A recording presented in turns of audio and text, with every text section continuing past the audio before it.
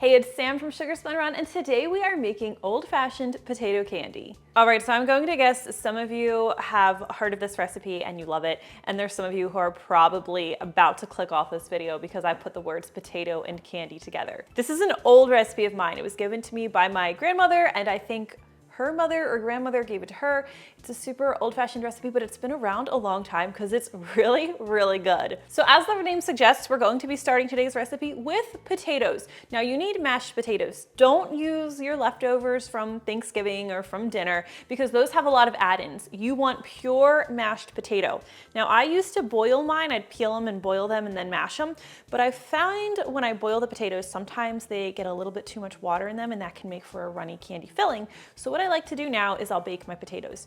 You can do this quickly and easily in the microwave. You just pierce your potato, pop it in the microwave for 5 minutes. Then you're going to pierce it with a fork. If that fork goes all the way through, it's done. If it doesn't go all the way through, just rotate that potato, put it in the microwave for another 3 to 5 minutes. Just keep cooking it until it is completely tender when pierced with a fork. Then let that potato cool completely, remove the skin, and make sure you mash it really, really well. You need a ½ cup of mashed potato, plain potato, no salt, no milk, no butter for this recipe. And you do want it to be nice and smooth because any lumps that are left in the potato are going to show up in your potato candy. They're not a huge deal, but just something to watch out for. Okay, so the potato shouldn't be warm when you add it to your mixing bowl because if it is, it can melt your butter and then you could have a greasy mess on your hands. So I'm going to add my ½ cup, which I think comes out to about 115, 120 grams of potato. We're also going to be using 1/2 cup of salted butter. If you don't have salted butter, use unsalted and add a 1/4 teaspoon of salt. This butter should also be softened. You don't want it cold from the fridge. Now for the sugar. We call this potato candy, but in reality, it's really the sugar you're going to be tasting. The potato really works to kind of hold everything together and give it structure, and it does keep it from being too sweet like a pure buttercream candy made with just sugar would be. So we're going to add about a cup of sugar right now with the butter and the potato. Doesn't have to be exact. And now we're going to use an electric mixer to stir these ingredients together until they're smooth and creamy.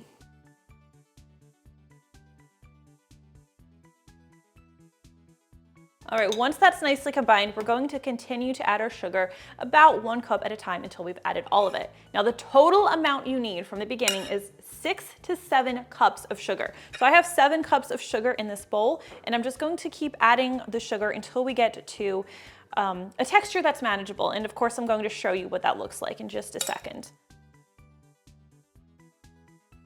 This recipe can be made any time of year. It's really popular around Christmas, but personally, we always would make it around Easter time, and we'd form the candy into little eggs and dip them in chocolate.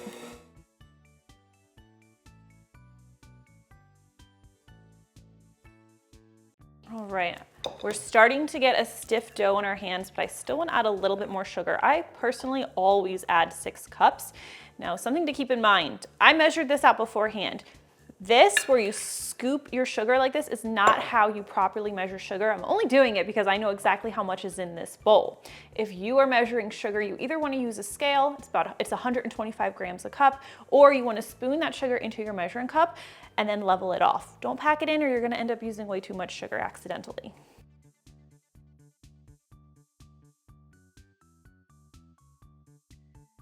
So this will be 6 cups, and then we'll stop and look at the texture. And of course, this recipe could absolutely be made in a stand mixer instead. You would use the paddle attachment. Today, I'm just using my electric hand mixer.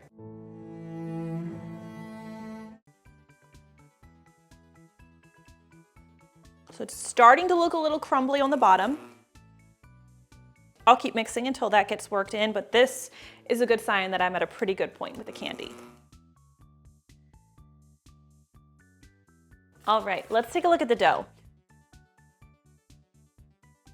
All right, so what you want to see is a really stiff dough. It should be moldable. If you take it in your hands, it should be easy to form it into a ball and work with it a little bit. This is a good sign. If yours is too soft, it means you need to add more sugar. I still have about a cup left. I don't need that for today's recipe. So this is looking pretty good, so I'm going to add my last ingredient, which is a little bit of flavoring. We're going to add 2 teaspoons of vanilla extract, and we'll stir this in.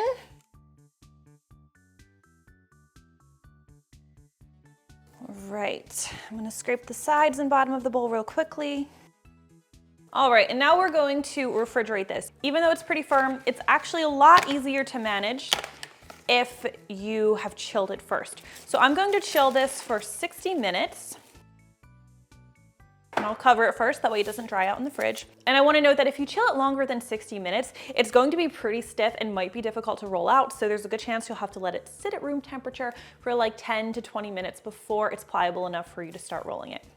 All right, I'll see you in an hour. All right, once your dough's had a little time in the fridge, we are going to roll it out and make this candy. So I'm gonna take a little bit of my sugar and dust the surface. And then we're going to take half of our dough. I just like to work with half at a time, it makes it easier. And I like to form the dough together with my hands. This is going to help keep it from cracking when I go to roll it out. Form it into a little bit of a rectangle.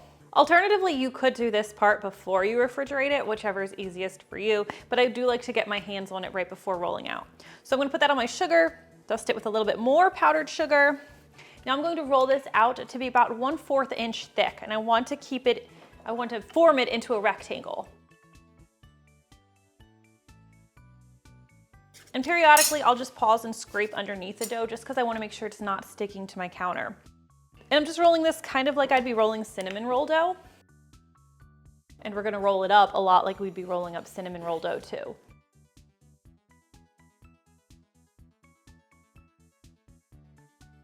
Just give everything another scrape. All right, before I go any further, I'm going to just tidy up the edges a little bit. Now we'll take our peanut butter and we're going to spread this in an even layer over our, I forget what this is called, over our dough. And we're going to leave a little bit of space around the perimeter that we don't cover with peanut butter. That will make it easier for us to roll this up. And I'm not doing a super thick layer, just a thin, even one.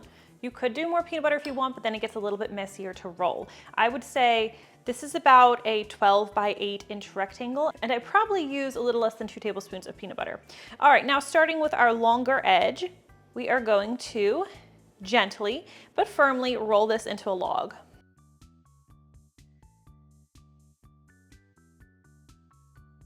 All right, this is our last step. We're just going to cut off the ends, and we are going to cut this just like we would a cinnamon roll. Cut it into 1/4 to 1/2 inch slices, just depending on how thick you like them. Do nice smooth cuts using a sharp non-serrated knife. And once you've cut them, you should have these cute potato candy pinwheels. Now with the other half of the dough, you can obviously repeat these steps, but one thing I like to do is I will take like a wad of dough and I'll roll it into a cigar shape, and then I'll roll that through just plain ground cinnamon, or like I mentioned earlier, form it into egg shapes and dip it in unsweetened or dark chocolate. You have a lot of opportunities. Just keep the candy in an airtight container in the refrigerator when you're not eating it. It'll keep for at least a week. I hope you enjoyed today's recipe. I know it's a little bit unique. Let me know what you think of it in the comments, and I'll see you next time. I love these so much.